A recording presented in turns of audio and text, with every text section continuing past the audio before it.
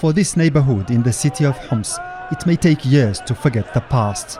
The days of oppression may be over, but its scars are yet to go. They are not only carved in buildings, but they are also engraved in people's hearts. When we arrived in Homs on December 8th, the sadness was visible everywhere. It was as if even the walls were crying. I myself haven't lost any family members, but I felt so much pain seeing people crying, both from joy over the fall of the dictator and pain over the loss of their loved ones. It's a loss that can never be compensated. Fadi says his family spent 5 years in displacement camps on the Qalamun mountains before they managed to reach Turkey. Now he's back in Homs to prepare for their return. His friend Hayyan has a different story. I'm one of the doctors who decided not to leave the country, and we witnessed difficult situations. Neighborhoods were constantly shelled. We admitted people who were in extremely critical conditions. Some bodies were headless, some with no arms or legs.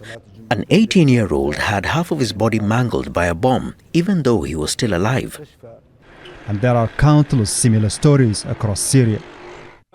My uncle was arrested in Hama. Until now he's missing. I was a refugee in Lebanon. I returned to find my home destroyed.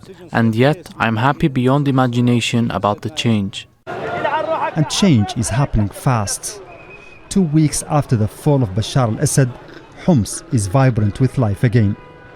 Small vendors are back on the streets. Markets like this one are springing up in places where in the past it was forbidden to display any goods. And restrictions that were causing people to starve to death have now been lifted. Dealing in currencies was strictly forbidden. Now people are doing it in the open. Tariffs on imports and exports have been suspended to allow business to flourish. And more importantly, people are able to speak out and ask what they want from their government. In 2011, Homs was nicknamed the capital of the revolution. That's because in April of that year, it became the first city where hundreds of protesters were killed by Bashar al-Assad's security forces. The incident took place right here at this square, and it marked the change from a peaceful uprising to armed resistance and then a civil war.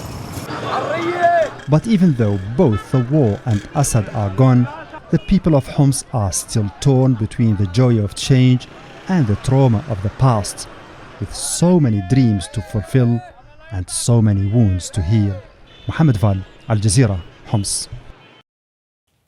Make sure to subscribe to our channel to get the latest news from Al Jazeera.